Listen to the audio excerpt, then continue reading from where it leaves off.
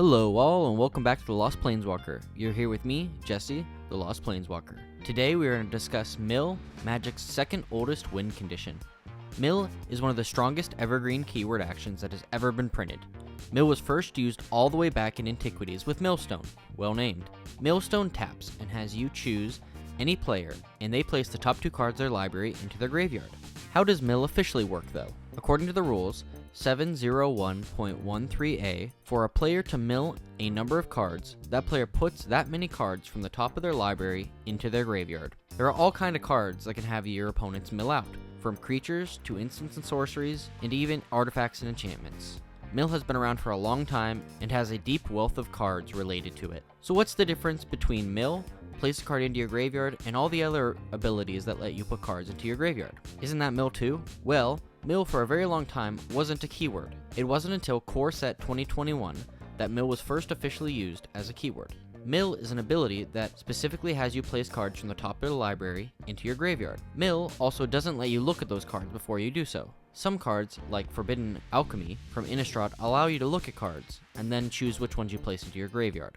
So how do you win using mill? According to the rule 104.3c, if a player is required to draw more cards than are left in their library, they draw the remaining cards and then lose the game. The next time a player would receive priority. This is a state-based action. See Rule 704. So removing all cards from their library will make it so your opponent can't continue the game and you win.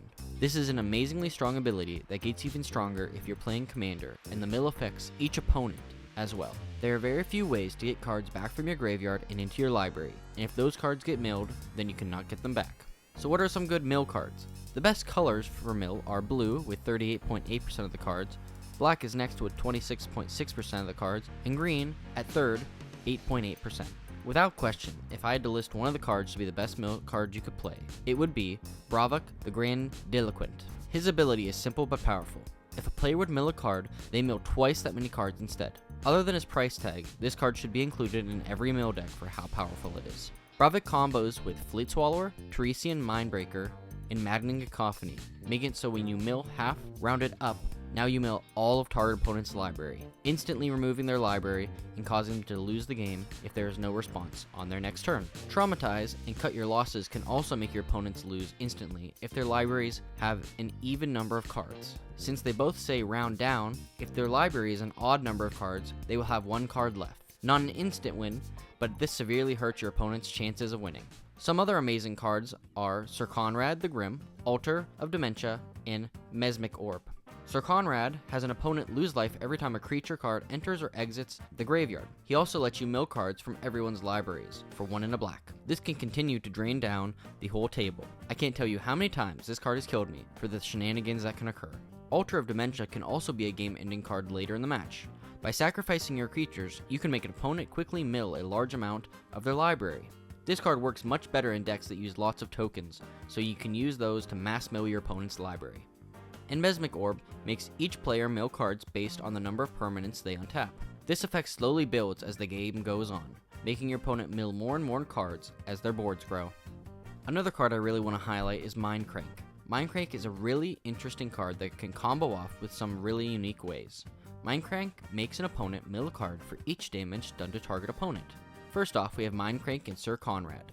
This is a really powerful combo in Commander. Either by dealing damage or activating Sir Conrad, you can hopefully create a loop where you and at least one other opponent mills a creature card, and Sir Conrad deals damage, and this process repeats. This can be activated multiple times a turn depending on how much mana you have. Mindcrank and Bloodchief Ascension works in a similar way, to kill an opponent by milling them. After you get enough charge counters on Bloodchief Ascension, a loop occurs, where Mindcrank will make your opponent mill more and more cards as Bloodchief Ascension keeps dealing 2 damage to them per card, making them either die by their life being depleted, or they run out of cards. Mindcrank and Duskmantle Guildmage is also an amazing combo and works similar to Bloodchief Ascension. Since Duskmantle's abilities are not a tap, you can activate them at any time after he is played.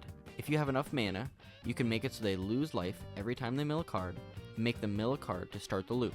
You can also get the loop going by hitting them with a big creature. Duskmantle Guildmage says whenever a card enters their graveyard from anywhere this turn. So, if they block with a creature or cast a spell, it enters the graveyard and starts the loop. You can also start the loop on another turn when they cast a spell as a sneaky way to knock them out of the game. Mindcrank is one of the best utility artifacts and makes this an instant include in any mill deck.